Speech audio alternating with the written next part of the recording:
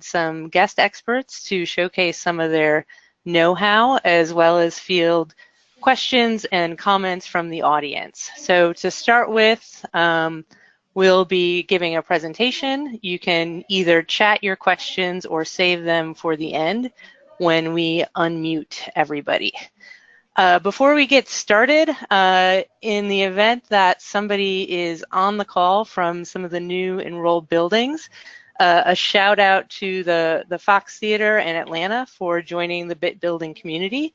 We're looking forward to having such a wonderful facility in our midst.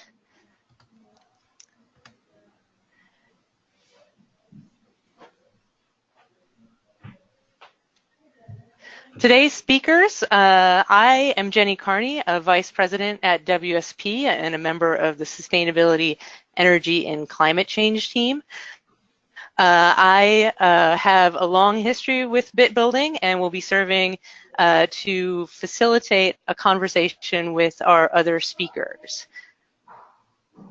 To briefly introduce them, Marissa Heller is with Diversion First. She's a sustainability consultant with about 10 years of experience, working specifically in assisting buildings, including large commercial office buildings, hotels, campuses, shopping centers, and other types of venues in developing waste diversion programs that make use of comprehensive waste management and recycling. Also, a guest speaker is Christina Grace, who's a principal at Foodprint Group. She's a New York-based leader and specialist in dealing with organic waste and sort of food systems in a comprehensive way. She's also works across the realm of waste management optimization for facilities, particularly those that have a large amount of food waste.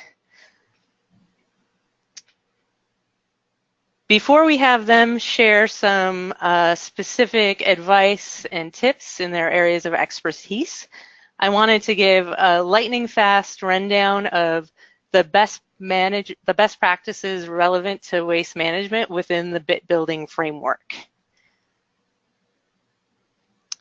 So the first one of relevance is best practice number 1, the basic performance data tracking. This applies to energy, water, and waste.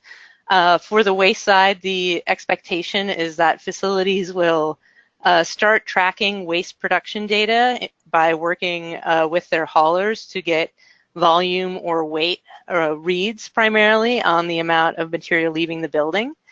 The default tool for managing that data is through Energy Star Portfolio Manager, which as of about a year or so ago started allowing tracking of waste within the platform.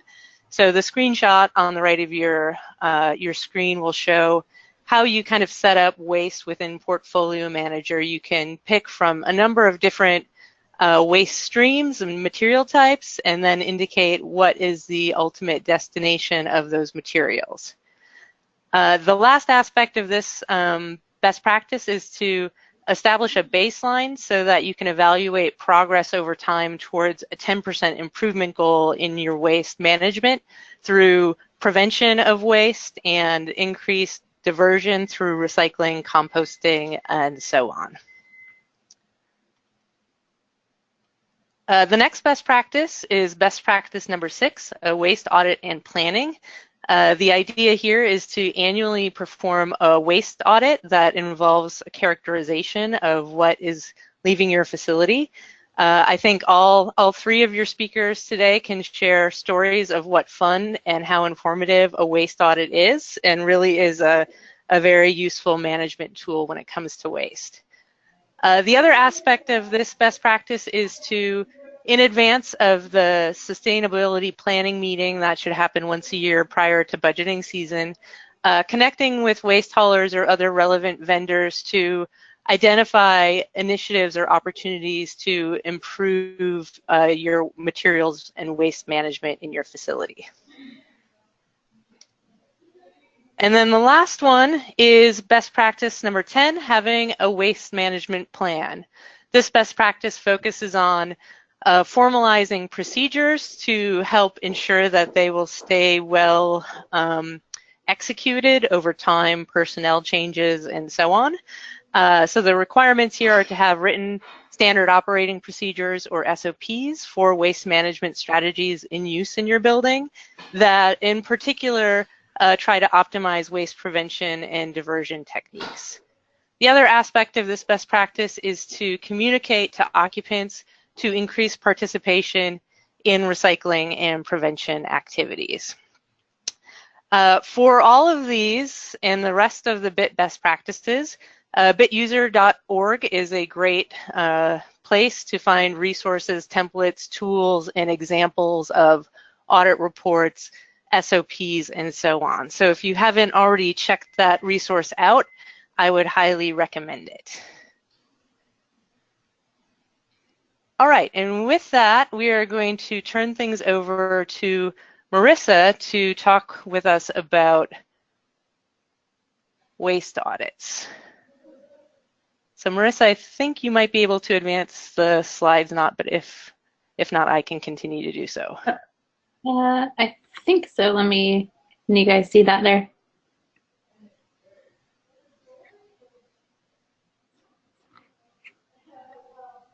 Can you see that screen okay?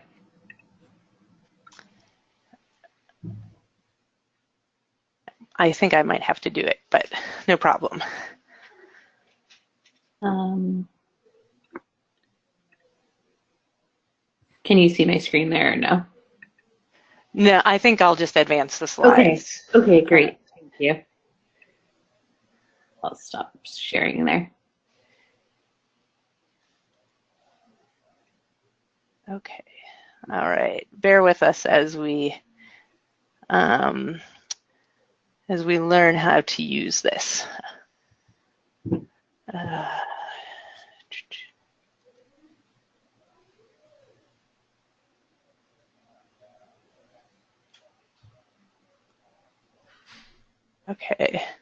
Okay, so let me know when to move things along. Yeah, that looks great. Thank you. Hi, everyone. My name is Marissa. Jenny, thank you for the introduction. So I'm just going to talk a little bit about waste audits, why you should do one, what the point of a waste audit is, and what you can learn from that information. The first part is really just knowing a baseline of where you're at, finding out what your diversion rate currently is, looking at what's in your garbage, what's in your recycling, what your contamination levels look like, and from that baseline, seeing your potential. A waste audit should give you a really good idea of not only where you are, but how much room you have for improvement and sort of what that path should look like. Can you skip to the next one? So why do your waste audit? It can give you a snapshot of really your overall waste. If you do a comprehensive waste audit on a typical day of business, that should project out at least for 1 year of your overall kind of picture of what's going on. Obviously, things that would come into play there would be if you had a huge change in occupancy, or something along those lines, construction in your building, or some really big events that might throw those numbers off a little bit, but it should really show you what a typical day of business looks like, which you can multiply out by a number of those typical business days to get a good idea of what you're looking at for the year. Like I said, it'll really highlight opportunities for improvement, whether that be in just increasing your diversion rate, in improving or lessening contamination in your compost and recycling streams. Maybe that just includes starting a composting stream, depending on your location. It will give you a true diversion rate, which we'll get into a little bit more later. And it will give you accurate contamination levels, which is sometimes hard to tell from information that you're getting from your hauler. How does an audit work? So an audit shows, like I said, a typical day of business. What normally would happen before an audit is you would select a date. The janitorial staff would be aware of what's going on. If any hauler scheduling needs to be changed, hauler scheduling would be arranged to accommodate the waste audit. And then the materials would be staged on the loading dock. So when the janitorial staff normally brings the waste down and puts it in the recycling dumpster or compactor, toters, whatever it is that you have, they would bring it down just like normal. However, instead of putting each bag into its typical container, there would be staged areas on the loading dock or outside or wherever you're performing your waste audit that would be labeled. I don't know if you can see in the picture this little cone, and it says here with an arrow. And they would just leave it all out there. So it should be sorted just as it would typically go into the bins and be sent off to the hauler. Jenny, can you go to that next slide? Okay, so during the audit, all the materials are sorted by category. So you would start with that pile that says garbage here or recycling here, or compost here. They're each going to be audited separately. The materials are separated out by mixed paper, cardboard, glass, metal, whatever the categories that you need to see on. It would be sorted by hand by a team or by your team, whoever is doing that. And then after those materials are sorted, you would then weigh each bag again. So you would weigh all of your glass, plastic, compost in each stream. So what we're really looking to find out is how much compost is in your garbage, how much recycling is in your garbage, how much of that recycling is glass, plastic, metal, and again for letting them know. But give them a little bit of heads up, because I don't know if there are any grants or anything that are due. Like, Muted.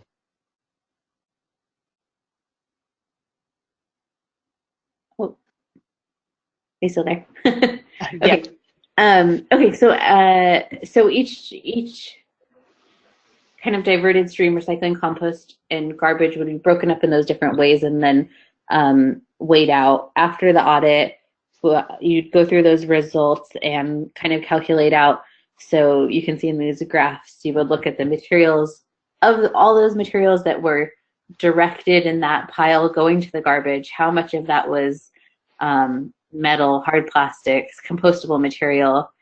And from there, you can really get a good idea of, when you look at your garbage of that. So for this audit example, 50% of, this was a company that was actually doing really well. So 50% of the garbage that was in their stream that was dedicated to garbage was 50% was non-recoverable materials, soft plastics, things that couldn't be recycled or composted.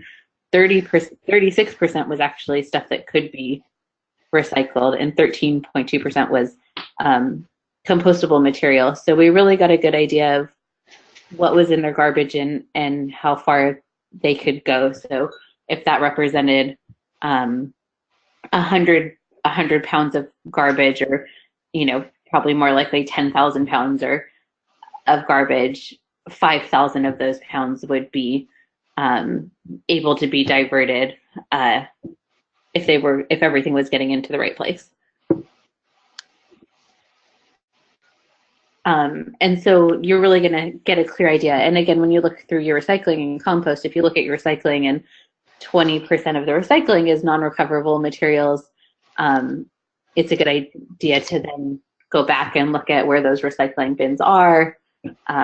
If your kind of path of waste is making sense, that bags of recycling and bags of garbage aren't getting mixed on the way from wherever they were created to the loading dock, things like that. So sorry, I'm running out of time here. What is my diversion rate? Your diversion rate, you probably see it every month on your waste hauler invoice or on your weight report. Diversion rates from haulers cannot always be are not always accurate because the haulers aren't going through like you would in an audit and seeing what percent of materials are actually in there. So a lot of times if you have a toter or dumpsters or yard bins, the hauler might be basing that diversion rate on how often they're picking up your toters or your bins, not based on fullness. It could be based on weight, but not necessarily calculating in for contamination. So an audit will really give you that true diversion rate of where you're at.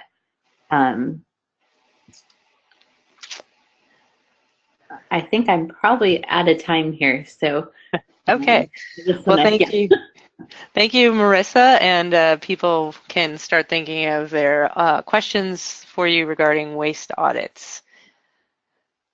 So next up, Chris is going to talk about waste and recycling planning, really from the perspective of optimizing the design of kind of interior, exterior spaces, as well as process design to achieve high diversion rates. Hi, everyone. Again, I'm Chris Grace. I'm the CEO of Foodprint Group, and we work with all different types of buildings, but our interests are buildings that have food in them. So we do a lot with restaurant groups, hotels, but then also corporate dining, commercial office buildings that have food places on the first floor as retail. I mean, the whole boat, and we look at every stream. Like I said, food kind of pulls us in, but we're working with our clients because our goal is to help them figure out what it's going to take to get to zero waste, which is 90% or better diversion from landfill or incineration, what it's going to take and how we can help them get there. Our theory is that it is 80% design and 20% behavior change. People put a lot more emphasis on behavior change because it's harder. It's harder to change people's behavior, but it's easier to get them to do the right thing if your design is good. And we say good design, we mean, we break that up into two pieces. There's the design of the stuff that you buy that gets into your building, and that's hard for people to figure out. Is it recyclable? Is it trash? So for example, in a food place, it's that coffee cup that has the plastic top and the trash bottom and the cardboard insert insulation piece. Or and trying to get our clients to really think about those products and think about the things that are landing in trash, and are they things that we can get rid of. And then looking at site design, which is really about making sure it's so easy for people to do the right thing, so that everywhere you have trash, you have recycling, and you have organics options for for disposing of materials, that your flow works well. So we can hop to the next slide. So waste is a process. It's not just stuff. You know, it comes into your building, things get used, and then they have to go somewhere. And what Jenny said is really important as a criteria for ticking the boxes here is that you got to plan for it. And so many buildings don't plan appropriately. So many building operators or designers don't plan for how the waste is going to move through the building. Is there sufficient storage? Is it going to be easy for a truck to pick it up? Are the bags going to be light enough so that my staff don't get injured when they're moving them from this bin to a compactor? So we really want to help people plan. Next slide, please. And so that means really thinking down to the tiniest thing of where does every single bin, recycling, trash, and compost station in whether it's your office building, your university, or retail space go. And if you're in a kitchen world that we're in, you're also collecting compost in small bins on countertops. And then what do you need in your waste storage room? And mapping it out so that every day your janitorial staff puts things in the right place. Because if a team member has something in their hand and there isn't a bin to put it in nearby, it's going to go in the trash. Or it's going to go in the wrong bin because they're going to find the most convenient one. So we also really want equal opportunity disposal. We never want a trash bin sitting by itself anywhere. We want it with recycling. And if you have food waste in a particular area, we want to see compost too. Next slide, please. And it's all about the visual cues. So when you look here, you've got a green bin for compost, with a green bag in it that's compostable. You have a clear bag for recycling, which is really important because you don't want contaminated recycling and being able to see through those bags, and black for trash. However, in some places, we're trying to move away from bags, particularly in compost and recycling. So we like to see no bags, but you still need containers that are color-coded. Next slide, please. And here we're showing that those colors are everywhere. You know, you have them in your smaller 23-gallon plastic bins, you have them in your recycling stations, that the visual cues are where people are looking. So if someone's not reading the sign, they at least get a visual cue when they look down at the hole in the bin that they're going to toss something in, and are reminded, oh wait, this is compost, this is recycling. We want to make it easy for people. We want signage to actually, and we have some better, here, let's go to the next slide. We have, we want our signage to actually show the images of the things we have, and we'll see some of that later. I just show this, it's impossible for you to read this tiny text, but Foodprint Group was co-author of the New York City Zero Waste Design Guidelines, and we spent a lot of time on infographics, and this is my favorite one because it shows 12 different interventions in a food environment for getting to zero. From planning for space for donatable items, number one, you need refrigerated storage if you're going to donate fresh food. Lots of places that have surplus food are donating bread and things that have higher shelf life. We want you to donate the healthy things, so you need to store it in a refrigerator. We want people to have appropriate front of the house separation. This number 12 shows reusable dishware instead of plastic to-go items. If people are dining in a corporate cafeteria, you don't want to be giving away single-use items if people are staying in and you can actually wash those dishes. Much better environmental footprint. We want people to plan for alternative waste. So if they have fryer oil, that's number 6. They need to make sure there's a space to store it in the kitchen. A lot of this is just thinking practically about space use and then about workflow, like how are people going to move things in and out. Next slide, please. These are just more examples of where we talk a lot about food. So we want to show people that if you don't have enough room in your kitchen to add more bins on the floor and people are tripping over, you can insert a bucket into the black bin that you're already putting trash in. Or, and if we need countertop collection of compost, take a bin you already use. These clear plastic bins with the labels are called Cambros. They're in every kitchen in the world. And just stick a label on them. You don't have to buy something new.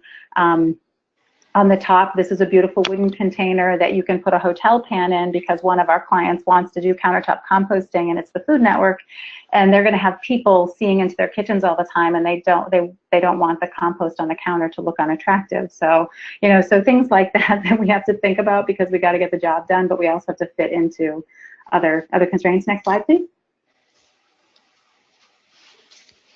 These are just examples of to-go dishware because what we're trying to get our clients to do is get rid of single-use plastic items and compostable items. All of these single-use items have a carbon footprint, and other, you know, when we're talking about items that whether they're compostable or not, if they're made from virgin material, then they're problematic. So we'd like to see, particularly in universities and corporate dining, for there only to be reusable options for people who are eating in, or taking back to a room and having reusable programs. You know, operationally, you can have a to-go reusable container. You just have to plan for a program where there's a deposit for that, and someone has to return it, or they lose that deposit. And these are again operational, but anything we can do, these will have a huge impact on your carbon footprint. Next slide, please. And I'm talking fast because I'm here in New York, but also because I have a lot of slides here.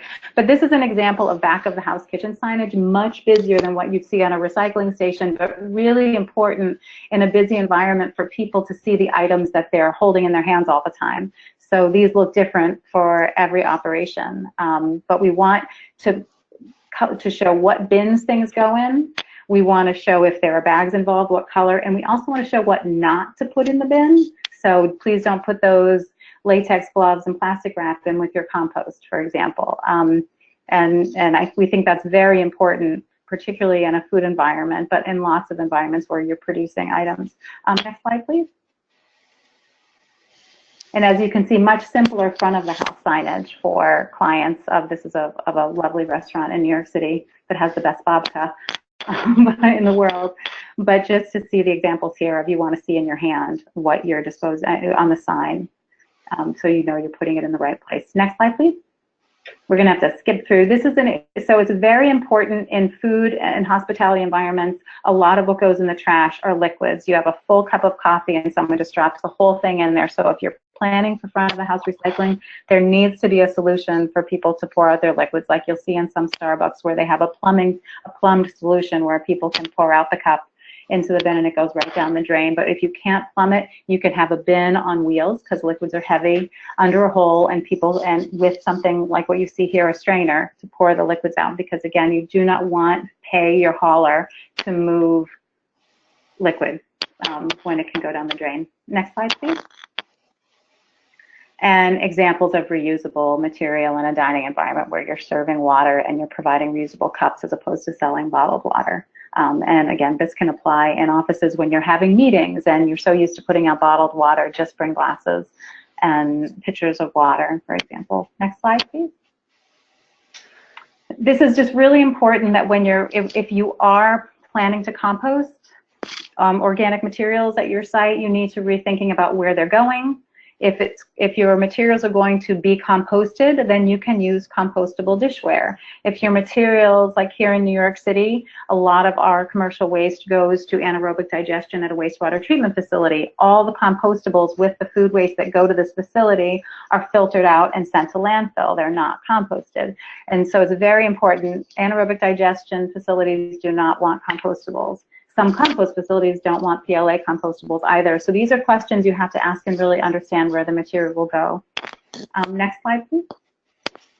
And there are groups that we work with that have enough food waste that it's worth it for them to think about processing on site. So we've worked with clients to dewater their food waste. That's the system on the left is a dewatering system, a pulper, and on the right is a system, the EcoRich, that makes fertilizer from food waste. And then at the bottom, that's a system called the Horse from Impact Bioenergy that makes energy from food waste. They make methane, and then they hook their system into a combined heat and power system, and there you can make heat and electricity with food waste if you have significant volumes. We have a client that has 5,000 pounds a day, so they are making energy on site with their food waste.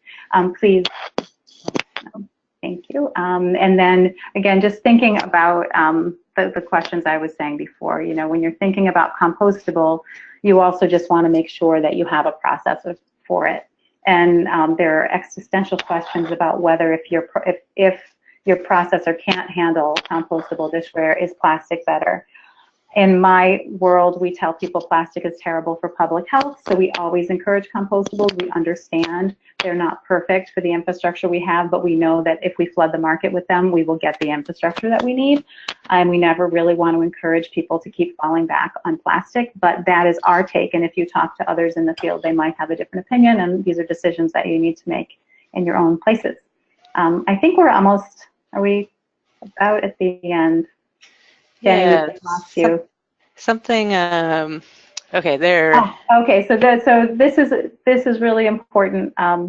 Just to be thinking for your janitorial staff, for whoever is handling materials, to really have SOPs that show the flow of material and some level of consistency in terms of color coding and signage from start to finish. If the cardboard is going to be baled, or you know, some things are going in compactors, organics might be going in a toter, but for everyone to know what things look like, because when the team gets down to a loading dock and they've got a hamper that's full of 4 different color bags, to make sure that all the work up front of doing the appropriate separation at the first point of disposal is protected at the end, and everything goes in the right bin, so the hauler picks it up and it goes where you think it's going to go. And these are super, super simple things to put together, but really important to have them in multiple languages. If you know, in the case of so many companies we work with, their janitorial staff often speak multiple languages. Next slide, please. And again, just carry that color coding through. This is on-floor storage. It's going to move from here down to the loading dock. The more consistency of the program, the more successful. Next slide. Same thing, different place. These are just, we get kind of geeky where we even paint floors and do all kinds of things to make sure that the hauler puts the things back in the right place, so our client's team can put can put their material in the right bin. And we just show how we have to deal with all kinds of different spaces. We're storing trash out in an alleyway, or we might have refrigerated trash storage in a small space, or a big loading dock that we can work with. But to plan ahead is great, but you can retrofit all of these things to optimize your program in existing buildings. Next slide, please. We just want to really also encourage people to use volume reduction equipment. Look at this space before and after. These tiny compactors, what you see are tiny balers in the corner, and they're being used to bale both recycling and cardboard. And suddenly you have a room where you had only bags. And that's just what a difference that space makes, and space is a premium in every building we work in. Next slide, please. And I also want to stress, obviously, the volume reduction means you have less hauler pickups, and you can save cost that way. So these are just showing you examples of larger loading dock areas, and how you plan. If you've got a loading dock and you're dealing with an organics program and you're using a compactor, it's great to have a tote tipper, because food waste is very, very heavy. Glass bottles are very, very heavy. We believe in all of the things that help with your worker safety, so we like tote tippers a lot. And I think, next slide, I think we might be about at the end here. You can cut me off anytime, Jen. Okay, you're all right. Good, carry on. All right, so this is just an example. Again, space is a premium. The Hearst Publishing Company in New York City has a beautiful corporate dining room on a mezzanine floor, but they didn't want to give any of that premium space over for dishwashing, where they had their kitchen. So they created this fabulous 3-story, prefabricated, easy to assemble dish conveyor system that goes down 3 stories. So you can have all reusable dishware in your dining program and not use that primo 3rd floor space, but instead have your dishwashing in the basement. And it's a very, very cool system. It's very easy to maintain. So it was definitely one of our favorite geek out solutions when we were writing the zero waste design guidelines and doing case studies. Next slide, please.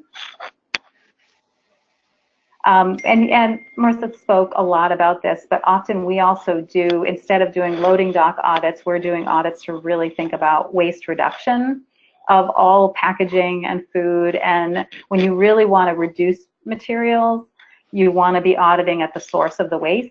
If you can't trace it back to the source, it's really difficult to make those changes, and if you can't really separate it enough. But the loading dock audits that Marissa mentioned are so, so important, because those kinds of audits allow you to do a pre and a post, and that's where you get your diversion, you get your contamination, you get your kind of before, and then your optimal, what it could be if you were really separating well. So we really believe in those and love those. But when we're working with food places, we always want to also be in the kitchen, digging through bins and separating out food and capturing pre and post consumer materials, et cetera. So just want to shout out for different types. You can skip through this. This is very similar to what Marissa was saying. This is a loading dock, a very clip from a time-lapse video we did of a loading dock audit, which is kind of hysterical to watch. Next slide, please. I think that's it. Yay! That's it. Guys, that was a lot of talking. Thank you so much, both Marissa and Christina, for sharing some of that information about your process. We have a few questions that have been chatted in, and then folks can also raise their hands, and we'll call on you if you also have questions. But to kick things off, here's a question for you, Christina. What are the best practices for designing a tray return area in a cafeteria to promote mindful sorting of compost, recycling, and trash? Well, I have a question back to the person asking it. In terms of when you say a tray, are you looking at a lot of what we're seeing in a lot of cafeterias is we're seeing the food service companies take the sorting back of house. So they put in the tray conveyors so that people are just dropping, and they're taking back that sorting. And we have very mixed feelings about that, because we really feel the opportunity to educate people is everywhere, and the more consistent we are in all our places and we put people to work to do their own separation, the better. But we also understand that we want to also reduce contamination in our compost and recycling. But so in terms of best practices, if I have my tray and I'm separating all the moving parts, it's some of what you saw on the weigh station. I mean, weigh stations can be developed with shelving for trays, and you can use shelving for a bin for, half full cups of things to keep that out of the mix, and then have back of house staff deal with the pouring of liquids, and then making sure that you have your compost and recycling and trash. One of the things that we are really pushing for, though, is most of our clients that are, for example, we work with a company called Dig In. Front of the house, if people are whether they're using to go or to stay dishware, it's all recyclable or compostable. Yet they've always had a trash bin as part of their waste station. And we're like, you know what, you're not generating any trash, get rid of it. And put a nice little sign up and say, we love you, our customers, but we don't make trash, so please do not dispose of trash here. And that sounds, everyone is so service driven and never wants to do that. But we think that if you simplify and you just have the two streams of recycling and compost, it makes it a lot easier for people. So those are just a couple thoughts. Okay, great. And apologies, something wacky is happening with the screen share, but the audio seems to be rolling just fine. So the next question we have is a general one, so whoever wants to take this one. But the question is about the kind of change in policy coming out of China, and given that now a lot of recyclables outside of metal and cardboard are being landfilled or stockpiled due to China's policy requiring clean materials. How are recycling programs for those materials relevant anymore? What is the alternative? What should facilities be doing to make sure that the waste they're generating actually has a downstream value that will allow for a long-term robust recycling market around it? That's a big one. What we're, and it's so hard because this is so market specific. Your available infrastructure in terms of what a hauler can take where change, whether you're in Denver, New York, LA, and that's the biggest challenge, because there are markets for glass in some places. One of the groups that we work closely with is an organization called Closed Loop Partners, and their whole role has been to invest in regional infrastructure for recycling and building. So they're working mostly in smaller cities and building really fabulous recycling centers. They funded a group that only recycles glass in Denver. And here in New York City, we have a lot of work going into converting glass, for example, into asphalt and other useful products. I think what we say about glass, honestly, is that we don't want it to go to landfill, but it's totally inert. And people making a choice to move to plastic because it's recyclable really need to remember that plastics are recyclable on a limited basis. You're only going to recycle something 2 to 3 times, and eventually it's going to break down and end up in the environment. So absolutely, yes, aluminum and cardboard right now are the best, but we're also struggling with a trend of everything going single stream recycling, which is contaminating cardboard and contaminating paper that people have done a really great job over the years recycling. So we're often working with our clients to say, don't bother with the single stream for the paper. Don't mix the paper in there. Your glass, metal, plastic, great, but don't mix the paper in, because China will, we need a market for it, but that market only exists if we can do a good job of clean. So a few additional thoughts is to be skeptical of haulers that seem to consolidate a lot of material streams where there's probable contamination. I had this crazy experience within the last year where a facility had a hauler that was claiming they had commingled trash and recyclables could all go into one dumpster, and that qualified as a recycling program. And of course, there's just contamination all over the place, and there's no way it was economically viable for the downstream processor to spend hours and hours digging out 12 aluminum soda cans economically. It just doesn't happen, to be honest. In some municipalities, it's absolutely illegal to do that. Here in New York City, you cannot put trash and recycling in the same container. The hauler is not going to pull things apart. They're going to put it all in the same truck. It's going to all get squished together, and then it's going to go to landfill. And so it's a decision people often make because it's convenient, and we don't want more than one container. We're really trying to save space, and which is why we really work with people to be thinking about, can we use these mini compactors that compact into a tote? Can we do things that will save you space so that you don't need more space to recycle, but you're keeping everything separate? Because the minute it's not separate anymore, all of the work is for naught. Yeah. Marissa, a question over to you. Can you talk a little bit about contamination and the extent to which the objective of a waste audit should look at contamination? Are those rates important? Are there ways or specific contaminants that are the kind of worst offenders?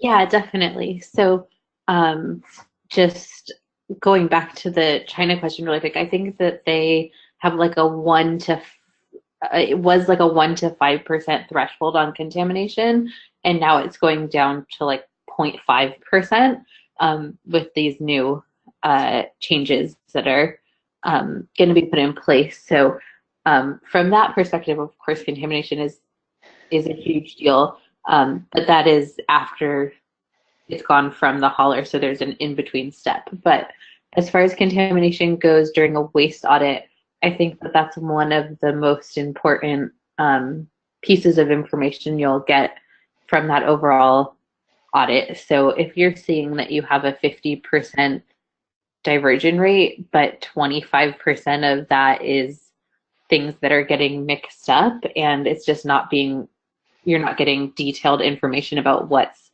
in there from your hauler reports, then your actual diversion rate is going to be a lot lower. Every city, municipality, whatever it is, usually has a different threshold for contamination. I'm in the Bay Area, and here in San Francisco, it's very low. It's less than 5% of a 20-yard compactor. So their contamination threshold is very high, and if they're looking at a bag of recycling that has more than 5%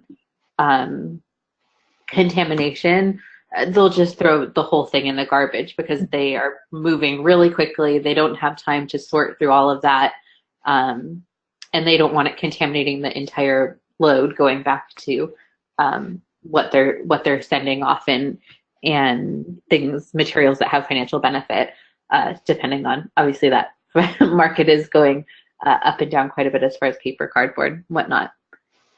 The biggest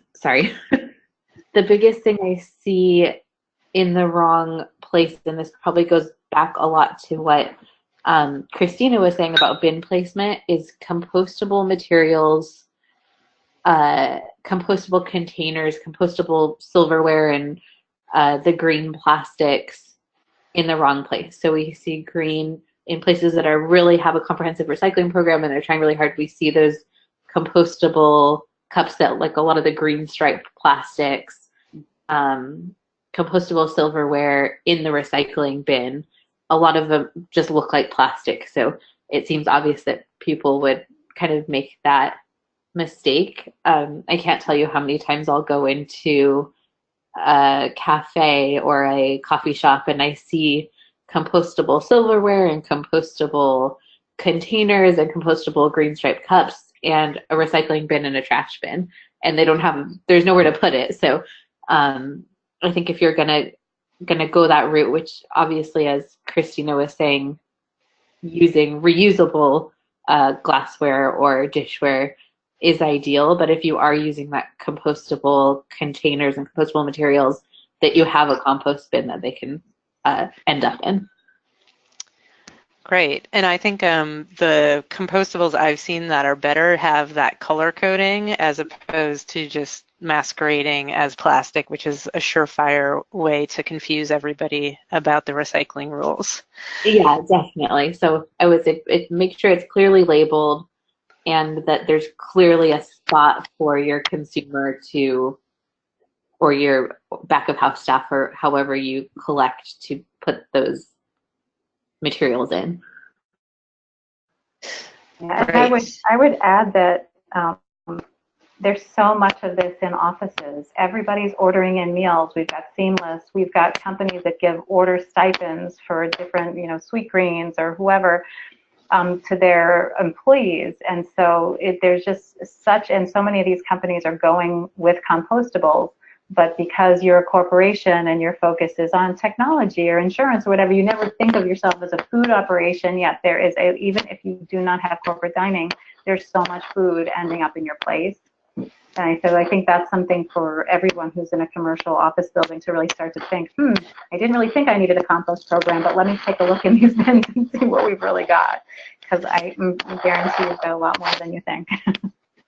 The other thing, just going back to compost really quick, is that obviously, as Christina said, the compost is going to be your heaviest material in all of your building. Your food waste is the heaviest thing. I think if you pick up a trash bag and it's really heavy, you can almost guarantee that there's food waste or coffee grounds or whatnot in there.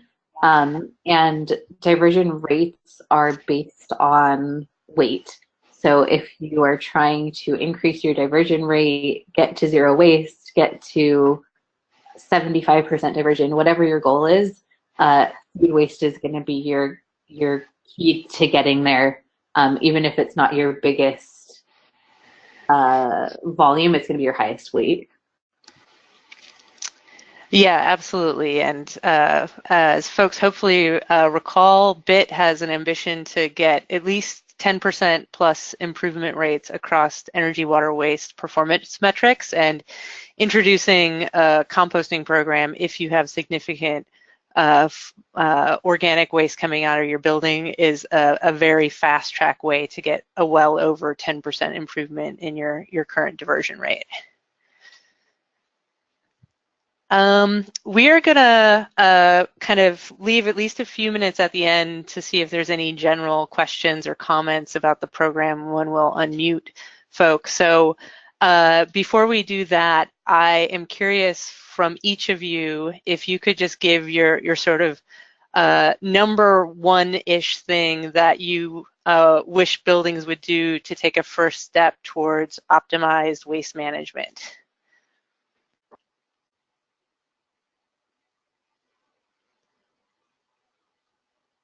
Okay, I'll go first. So the number one thing I would encourage all businesses to do is to look at your space on your loading dock and make sure things have the correct bin to get in. Make sure your loading dock is set up, as Christina said, to optimize that performance. And then my second thing would be education of your janitorial staff, your management staff, the people coming in and out of the building, helping them know where things go and the different. Okay, so loading dock optimization and education for occupants. Christina, what would you say? Back to just because you're operating a building doesn't mean you have a waste plan. And so back to actually sitting down and saying, okay, what is our plan? Like how, from the point of disposal, like just really analyze, okay, when an employee in this building is throwing something away, where does it go? What are their options? Who picks it up? Where does it go? How much storage do we have? Do we have enough? Is that space overflowing? Are we getting pickup 7 days a week? Have we even thought, like, what's happening? What's this caller schedule? Like, actually just look at it all.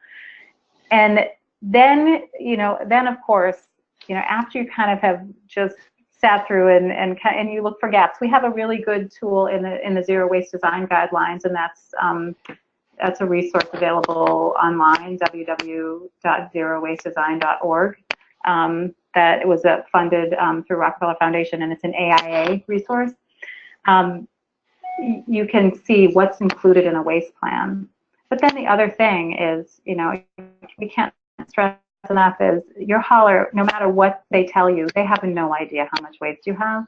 An audit is so, so important just for you to understand where you are now and how far you are from where you want to be in terms of diversion. And it's not hard to do it. So that's mine. So I would love to say that's one. That's two things.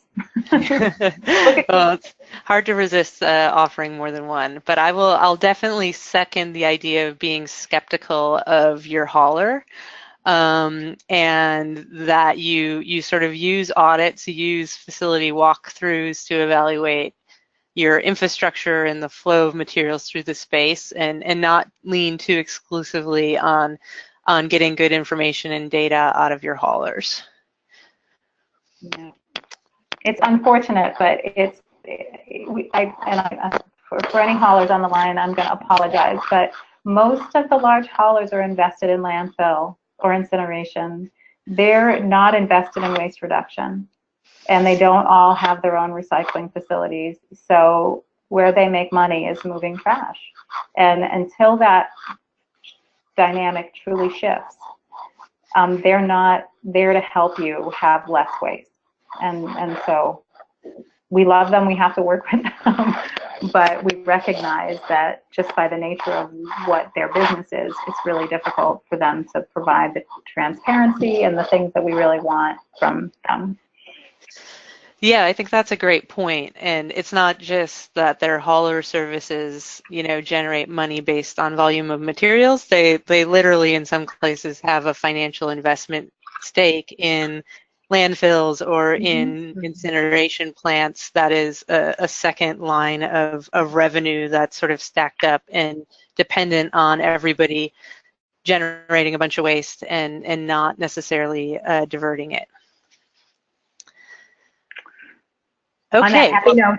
On that happy note, there's still a lot of good things that can be done and a lot of alternative and sort of disruptive hauler services cropping up, particularly on the coast, but hopefully that's something that will expand across the country. And with our last few minutes, I'm going to go ahead and take the radical action of unmuting all attendees. If anyone has a comment or a quick last question, not just about waste, but anything related to the BIT Building program, please chime in.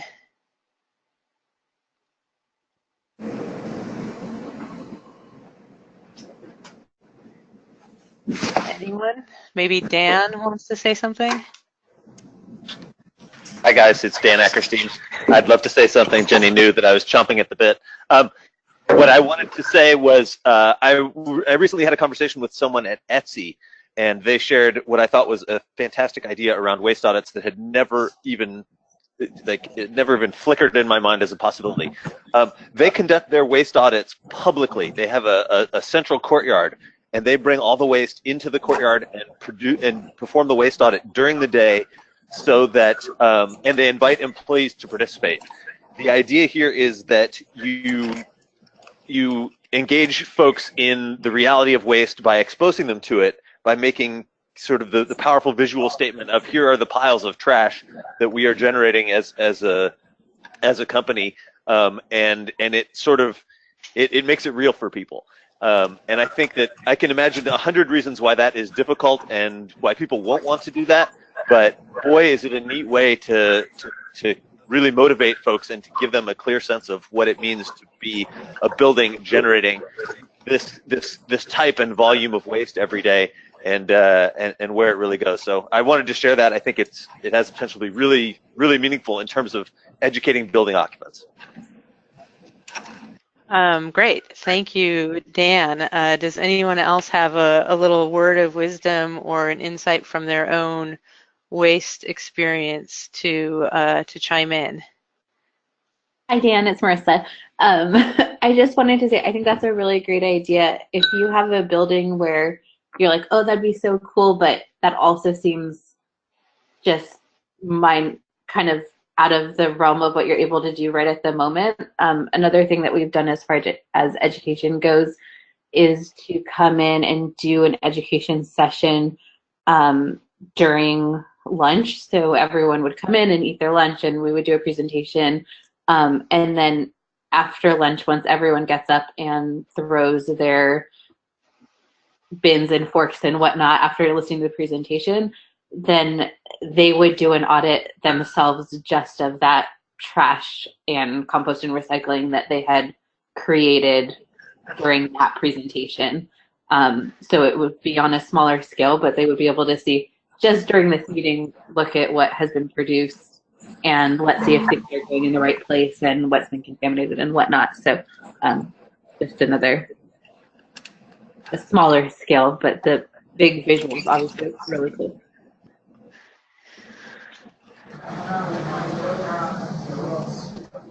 Okay, anything else from anyone before we close for the day? Okay, well, a big thank you to our co-presenters today, and a reminder that the BitUser kind of website is a great repository of information and has guest experts who field questions in a forum setting. So you can use that as a means to pose questions to folks like Chris and Marissa. And we'll also migrate questions that come up over the course of these community calls into those forums, which are searchable. And if you have a recollection of some interesting nugget, you can head into the forum to track down information and resources.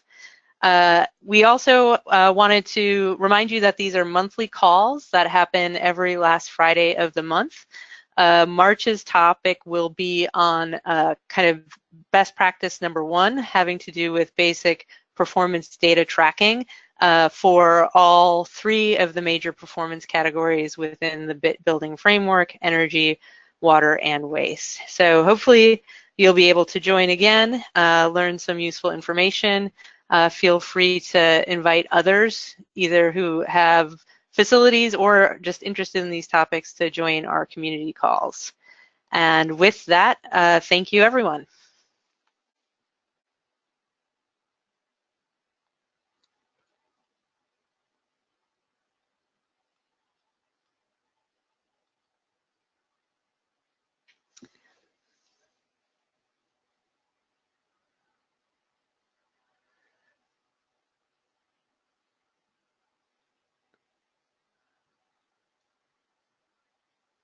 Unmuted.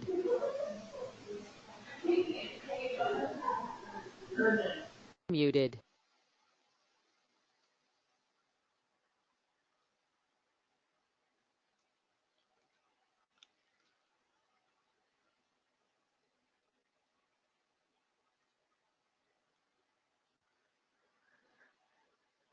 Unmuted. Muted.